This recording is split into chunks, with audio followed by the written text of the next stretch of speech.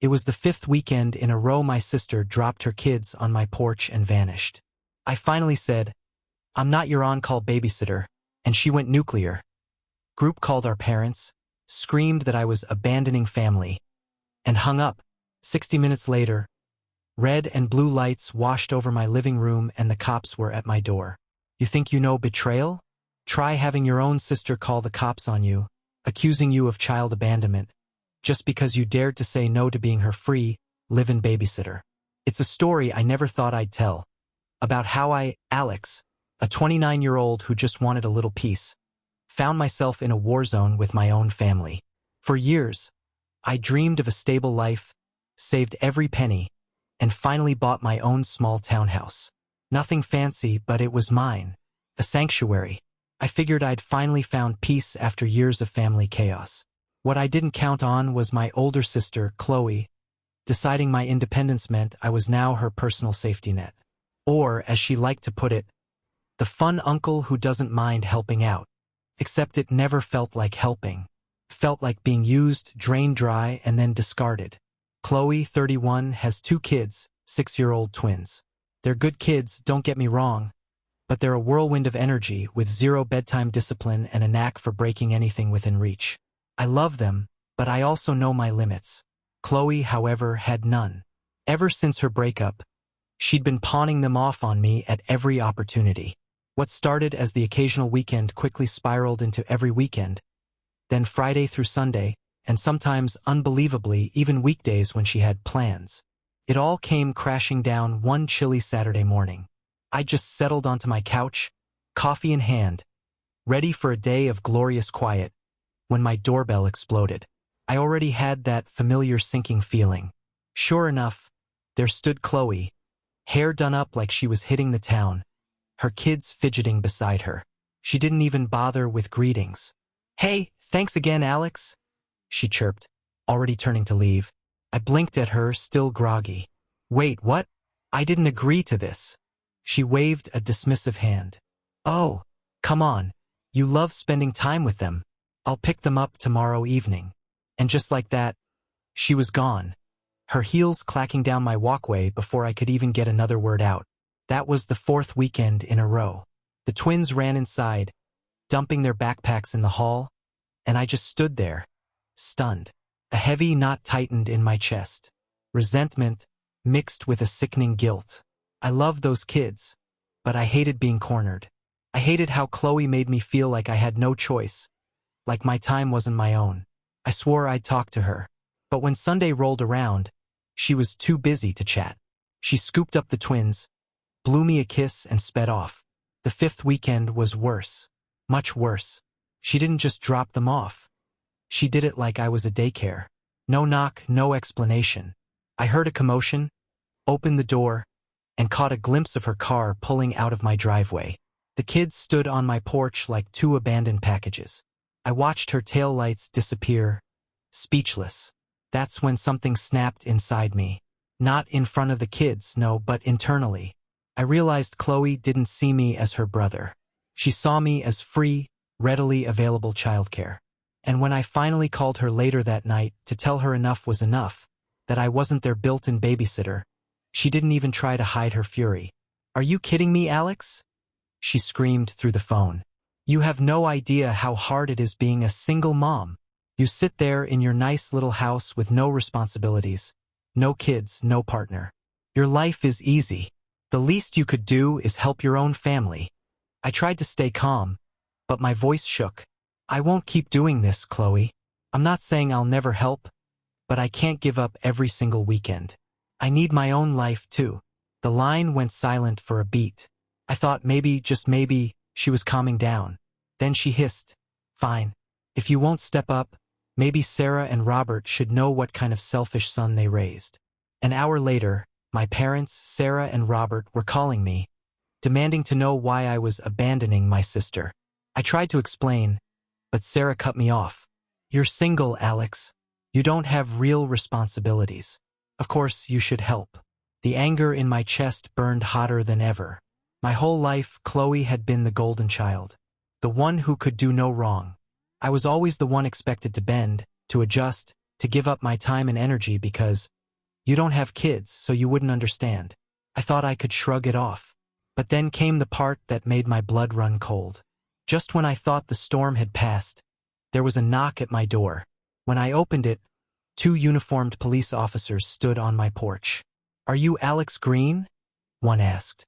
My heart plummeted. "Yes." I managed, my voice tight. The taller officer, Jenkins, nodded gravely. "We've received a call about a potential abandonment situation. Do you mind if we step inside?" That's when I realized my sister had crossed a line I didn't think even she was capable of. The moment those words left Officer Jenkins' mouth, my stomach turned to stone. "Abandonment situation?" I repeated, my voice cracking slightly. Behind me, the twins were in the living room, loudly arguing over a tablet. Their laughter and shrieks echoed through the house, completely at odds with the seriousness unfolding at my front door. Officer Jenkins stepped inside. I instinctively moved back, still in shock. The other officer, Davies, glanced around, taking in the toys scattered across the floor. Jenkins' expression softened when he saw the kids, clearly healthy and safe, but his tone remained professional. "We got a call from a relative expressing concern that the children may have been left unattended or neglected." I felt heat rising in my face. "What? That's insane. They're my niece and nephew. My sister dropped them off this morning without even asking me. Like she always does. They've been with me all day. I've been taking care of them." I gestured towards the living room. Davies raised an eyebrow. Jenkins jotted something in his notepad. "Do you mind if we ask the kids a couple of questions?" he asked. My instinct was to protest. I didn't want them dragged into this, but I also didn't want to look defensive. "Sure, go ahead." The officers crouched down. They asked simple things. Names, how long they'd been at Uncle Alex's, if they'd eaten, if they felt safe. The twins answered cheerfully, completely oblivious. "Uncle Alex gave us pancakes and we watched cartoons," one chirped proudly. Jenkins nodded, satisfied. He stood, facing me again. "Looks like they're well taken care of. I think this was a misunderstanding." But I knew it wasn't a misunderstanding. Chloe had weaponized the police against me. After the officers left, assuring me no further action would be taken, I sat at my kitchen table, hands trembling. I wanted to scream. I wanted to throw something. Instead, I called Chloe. She picked up on the second ring, her voice dripping with fake innocence. "Oh, the cops came? Well, good. Maybe now you'll take your role more seriously." "My role?" I snapped. "Chloe, I'm your brother, not your babysitter. You can't just dump your kids on me whenever you feel like it, and then call the police on me when I draw a boundary." She laughed, a cold, sharp sound. "Boundaries? You don't get to have boundaries, Alex. You don't have a family of your own, so you don't know what sacrifice is. You owe me this. You owe Sarah and Robert for everything they did for us." That word, "owe," stuck in my brain like a splinter. The next weekend, I thought maybe she'd give me space. Maybe after the police fiasco, she'd back off. But no. Friday evening, she pulled into my driveway with the twins. Didn't even bother to knock. Just honked until I came outside.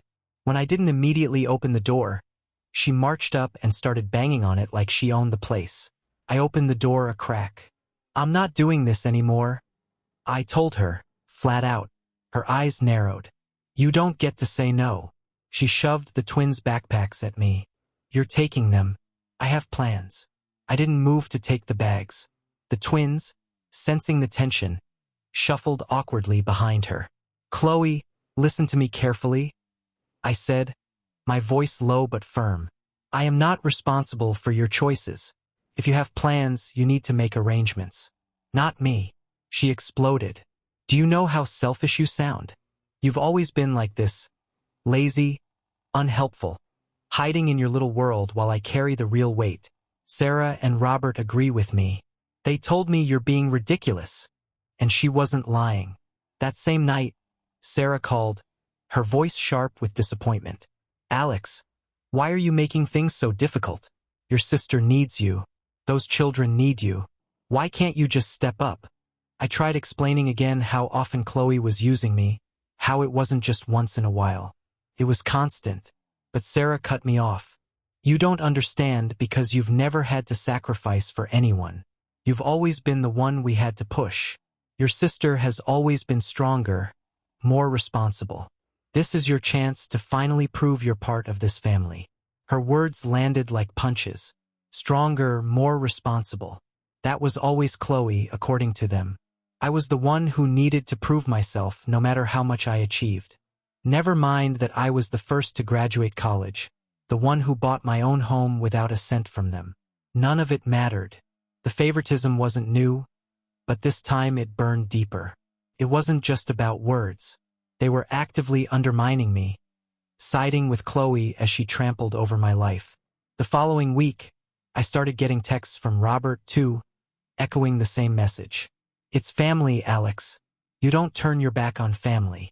When I didn't respond, he sent another. Don't make us regret raising you.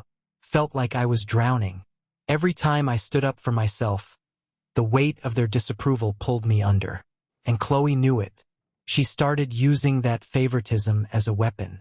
When I refused to watch the twins one night, she showed up at my house anyway, parked the car in my driveway, and shouted loud enough for the neighbors to hear. Guess Uncle Alex doesn't care if his niece and nephew starve. I wanted to disappear. I wanted to shut the world out. But more than anything, I felt the first flicker of something else. Something sharp, cold, and focused. I was done being their doormat. And that was the moment when the idea of turning the tables on all of them first began to form in my mind. The breaking point came 2 weeks later, on what was supposed to be an ordinary Thursday. I had just come home from work, exhausted, looking forward to reheating leftovers and zoning out on the couch. The house was quiet, just how I liked it. But as I walked up to my front door, I froze. There, sitting on my porch, were the twins. Alone. Their little backpacks propped against the wall. A grocery bag beside them with what looked like pajamas stuffed inside. My stomach dropped. They waved at me cheerfully like this was completely normal. Hi, Uncle Alex, one chirped. Mom said we're having a sleepover. I was stunned. Where's your mom? I asked, my voice tighter than I intended. They shrugged, pointing vaguely down the street. She said she had to run errands. She told us to wait here because you'd be home soon. My hands were shaking as I unlocked the door and ushered them inside. The idea that Chloe had left her 6-year-olds sitting unattended on my porch for who knows how long made me feel sick. Anything could have happened. I called her immediately, my voice trembling with fury. She picked up after several rings, sounding breathless, like she just parked somewhere crowded. Relax, they're fine, she said dismissively. You're overreacting. They were safe on your porch. It's not like you live in a bad neighborhood. Are you out of your mind? I yelled. They're 6 years old, Chloe. You left them alone on a doorstep. Do you have any idea what could have happened? She scoffed. Oh, please. You act like I abandoned them in a field. You're being dramatic. They knew you'd be home soon. Stop acting like the hero. You're just their uncle, not their parent. You don't understand the kind of sacrifices I make every day. That word again. Sacrifices. Like leaving her kids unattended was something noble. I wanted to slam the phone down, but before I could, she delivered the real betrayal. Her voice dropped into that syrupy, manipulative tone I knew too well. Honestly, Alex, if you can't handle watching them, maybe I'll just call CPS myself. Tell them you don't want to care for your own family. See how that looks. For a moment, I couldn't breathe. Was she threatening to weaponize the system against me again? After everything, I had barely processed the first time she dragged the police into this mess. The thought of her actually filing something with Child Protective Services sent a chill down my spine. Are you serious? I whispered. You're the one making this hard, she snapped. You think you're so independent with your little house and your boring job. But the truth is you wouldn't last a day in my shoes. I need help and you're going to give it to me whether you like it or not. And if I have to get Sarah and Robert involved or anyone else, I will. I felt something inside me crack. This wasn't just about babysitting anymore. This wasn't even about family. This was control. Chloe had decided my life wasn't mine to live, and my parents were right there behind her, ready to prop her up, no matter what line she crossed. That night, after I put the twins to bed, I sat in the dark living room, my head in my hands.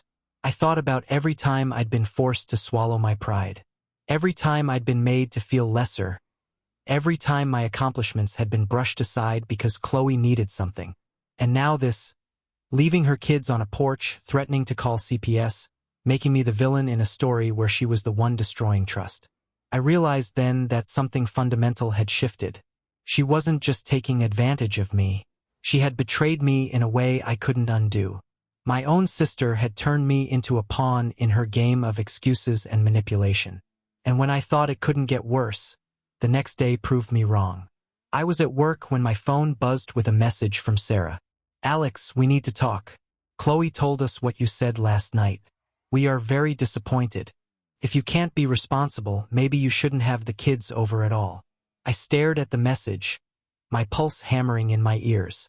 My own parents, without even asking me what happened, had sided with Chloe again. Worse, they believed her version of events where I was the irresponsible one. That was the moment I knew something had to change. I couldn't keep living under their control, under her thumb. Something inside me hardened that night. It wasn't anger anymore. It was resolve. But before I could figure out how to take back control, Chloe escalated even further, crossing a line I didn't think she would dare to cross. The real collapse began the following weekend. By then, I had already rehearsed in my head how I would stand firm if Chloe tried to drop the kids on me again. I told myself I'd lock the door, ignore her calls, whatever it took. I was determined to claw back some control. But the thing about people like my sister is they don't play fair. They change the rules before you even realize it. That Friday night, I came home late from work, my mind buzzing with exhaustion. As I pulled into my driveway, I immediately noticed something was wrong. My front porch light was on, and through the window, I could see shadows moving inside my house. My heart lurched. I thought someone had broken in. I ran to the door, fumbling with my keys, only to find the deadbolt already unlocked. I pushed inside and stopped dead. The twins were sprawled on my couch, watching cartoons. Half-eaten pizza boxes on the coffee table, juice spilled across the rug. And sitting at my dining table, scrolling on her phone like she owned the place, was Chloe. "Surprise," she said, without even looking up. "The kids wanted to stay here tonight, and honestly, I needed a break. Don't worry, I already put them to bed once, but they got up." I couldn't even find my voice at first. How did you get in?" She smirked, holding up the spare key I'd given Sarah years ago for emergencies. "You really shouldn't hide it in such an obvious place." Sarah told me where it was. I felt like the ground had been yanked out from under me. She had let herself into my house, uninvited, and made herself comfortable. Like this was all part of the plan. I wanted to scream, but the twins were right there. So, I stood frozen, gripping the back of a chair, trying to swallow the storm building in my chest. "Chloe," I finally managed, "this is not okay. You cannot just come into my house whenever you feel like it. This is my home." She rolled her eyes. "Oh, get over yourself. You're always so dramatic. You live alone, Alex. What's the big deal? It's not like you're using this space for anything important. You should be grateful you get to spend time with your family." That word again. Grateful. I didn't argue. I didn't have the energy. I sat in my bedroom that night, door locked, while Chloe snored on my couch. I stared at the ceiling, my thoughts spiraling. My sanctuary, my one safe space, had been invaded. It wasn't just weekends anymore. She had crossed into my daily life, and I was powerless to stop it. The next morning, she was gone, leaving behind a mess of crumbs, sticky plates, and 2 empty juice cartons. On the table sat a handwritten note in her rushed scrawl. "Thanks again. You're a lifesaver. I'll bring them by next week." I crumpled the note in my fist, my hands shaking. That's when the hopelessness hit me full force. For the next few days, I walked around like a ghost. At work, I couldn't focus. At home, I jumped at every noise, half expecting her to barge in again. I started locking the deadbolt, then double-checking it 3 times before bed. But I knew the key was still out there, still in her possession. My parents wouldn't listen if I complained. They'd tell me to stop overreacting. And the thought of confronting her again only filled me with dread, because every time I tried, she found a way to twist it back on me, to make me the bad guy. That week, during Sunday dinner at my parents' house, the final straw snapped.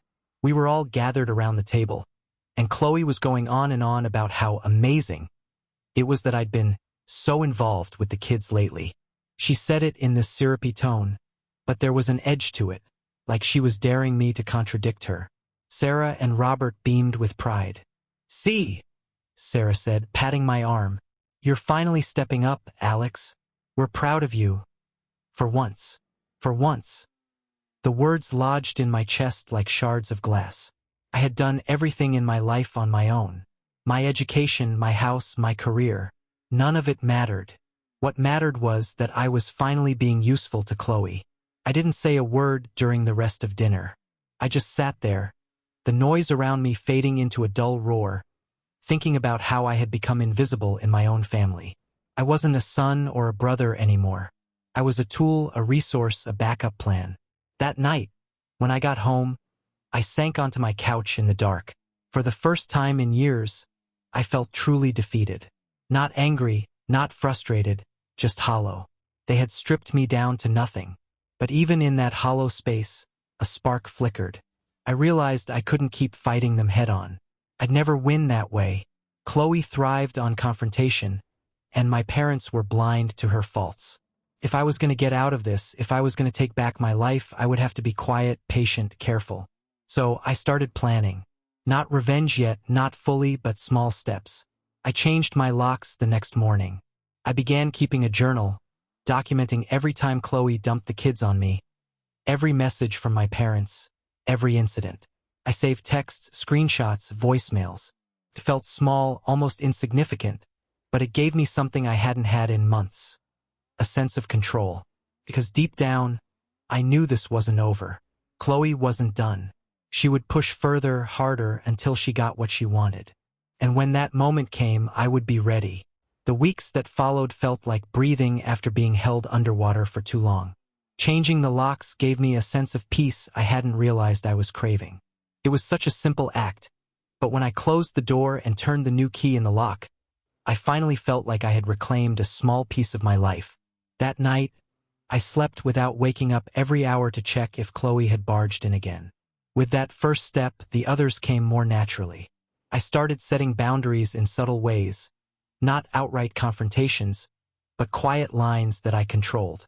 When Chloe texted one Friday afternoon, "Picking you up a pizza, be ready for the kids," I didn't reply. Instead, I let the message sit there unanswered. For the first time, I turned off my phone and drove to a friend's house across town. We watched a movie, ordered Chinese, and laughed like I hadn't laughed in months. By the time I got home, my phone had 17 missed calls and 3 voicemails, most of them from Chloe, alternating between fake sweetness and seething rage. But nothing happened. The world didn't end. The kids were fine, because she'd had no choice but to take care of them herself. That single act of defiance lit something in me.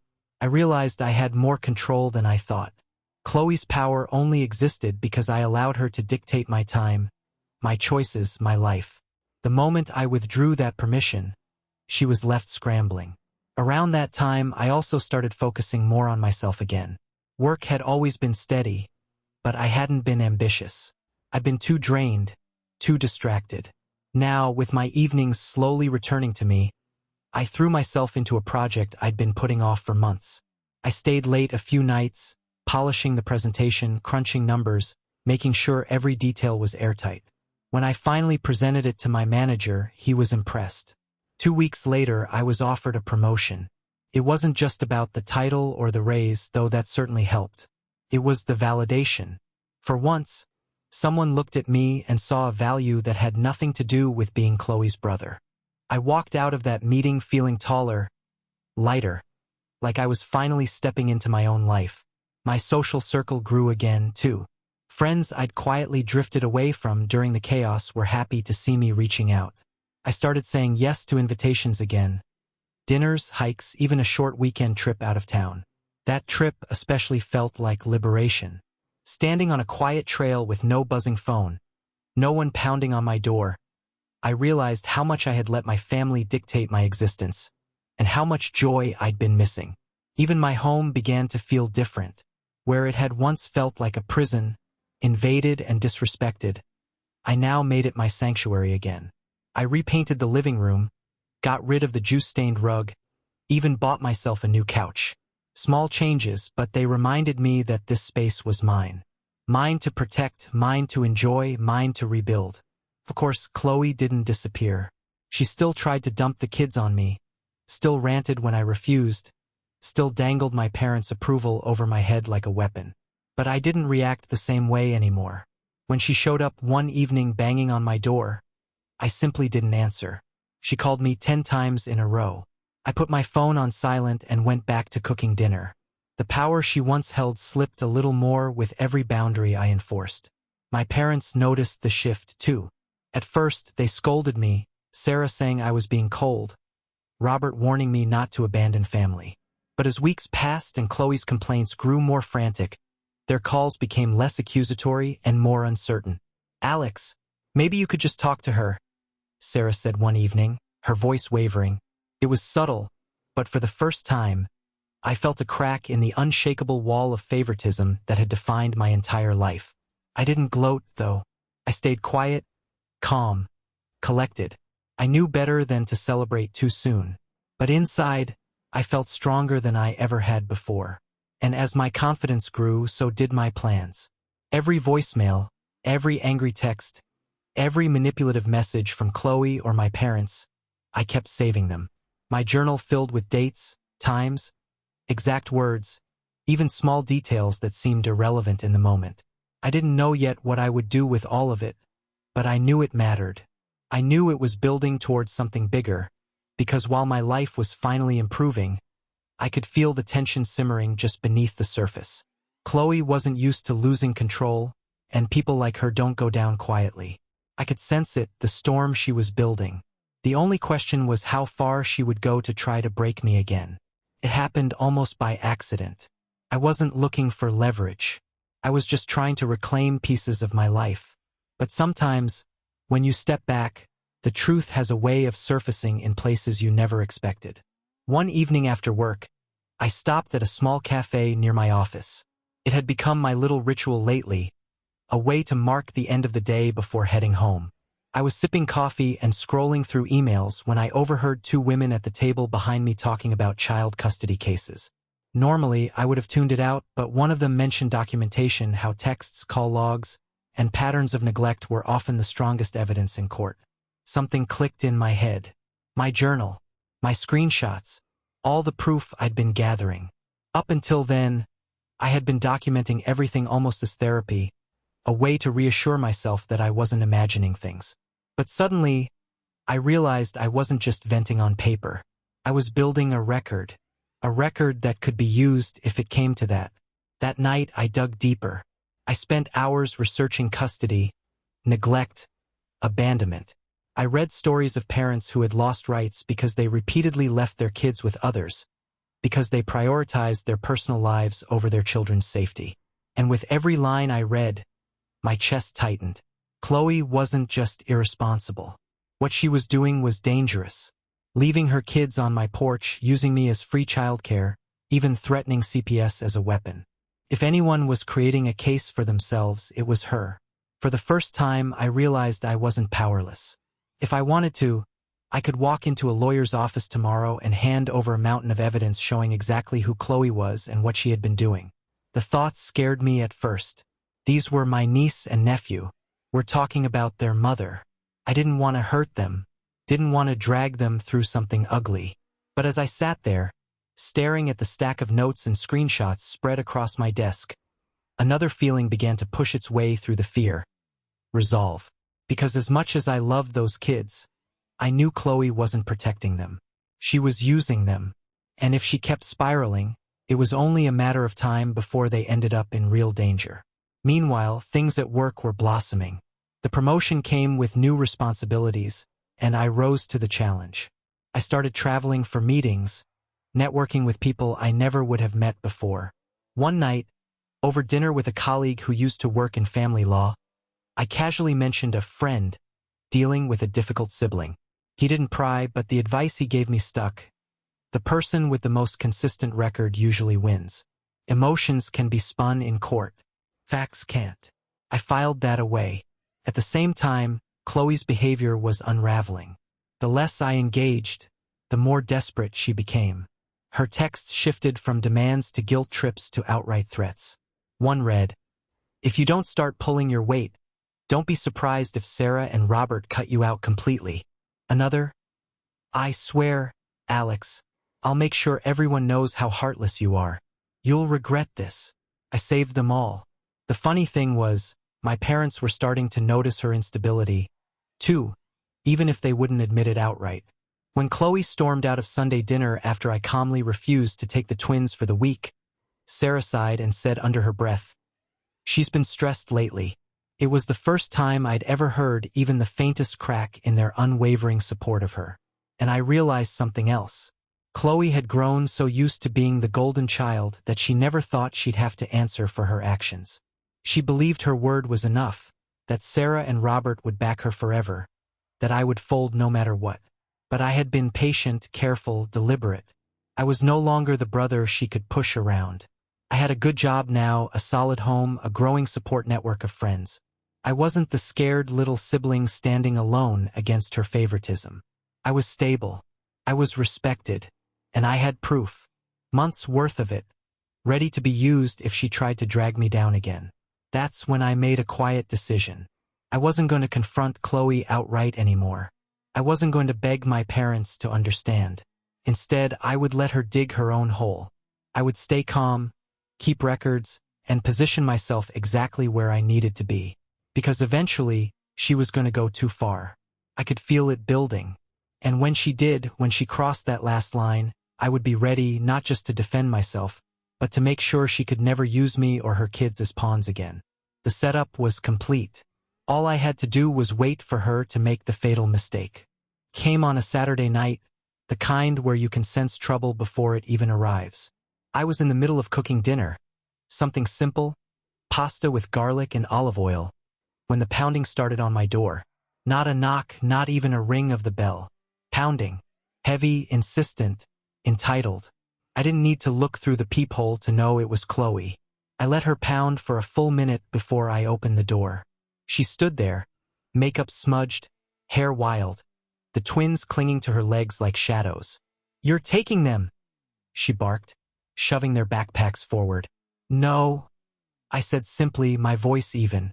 Her eyes widened, like no one had ever dared tell her that word before. "Excuse me?" I didn't raise my voice, didn't flinch. I said no. You need to make other arrangements. That was all it took for her to unravel.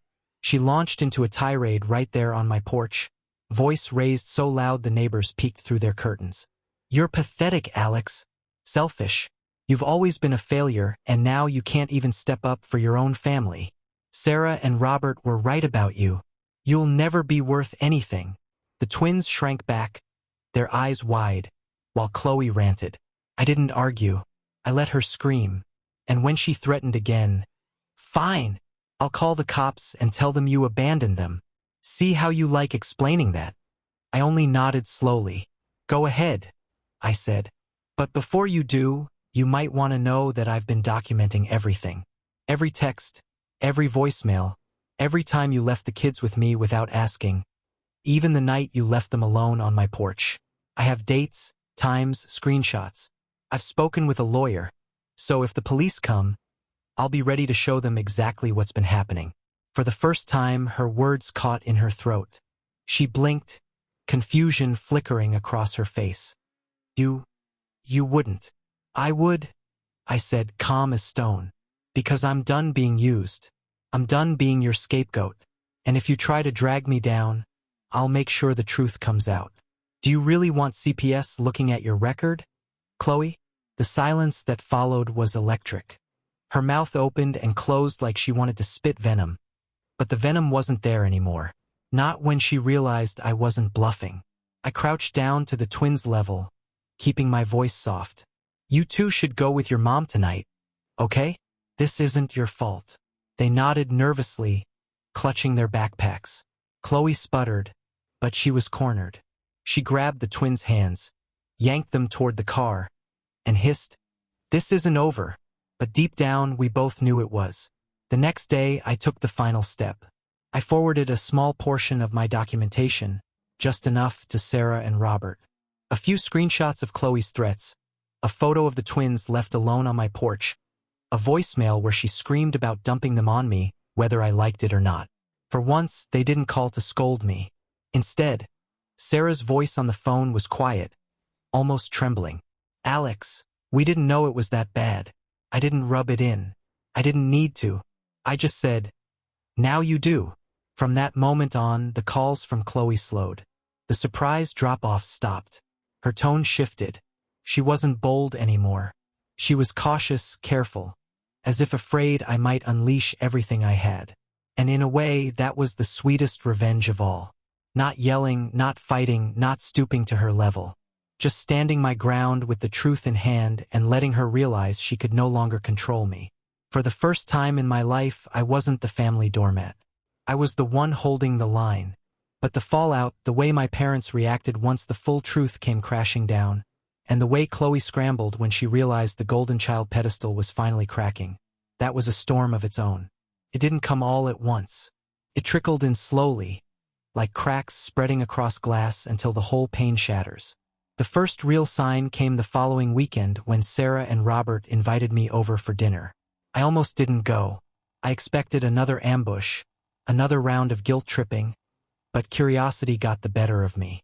When I arrived, the mood was different. The table was quieter than usual, the air heavy. Chloe wasn't there.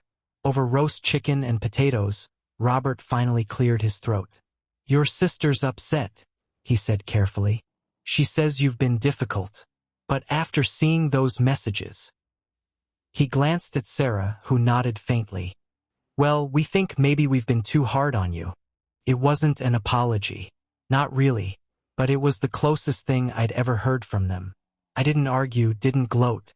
I just said, I needed you to see the truth. The truth worked its way through, piece by piece. Chloe stopped dropping the kids off entirely. At first, I thought she was just regrouping. But then I heard from a mutual friend that she'd been forced to explain herself to a social worker after one of the neighbors reported her screaming fit on my porch. Apparently, someone had recorded it on their phone, kids crying in the background, and sent it in. Combined with the evidence I'd gathered, it was enough to put her on notice. She called me once after that, her voice small, stripped of its usual fire. "You didn't have to go that far," she whispered.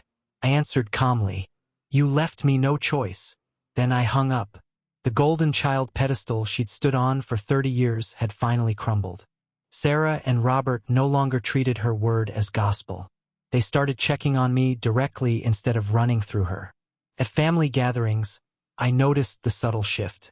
When she spoke, fewer people nodded automatically. When I spoke, people listened.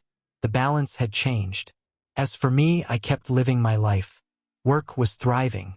My home was mine again. And for the first time in years, I felt light.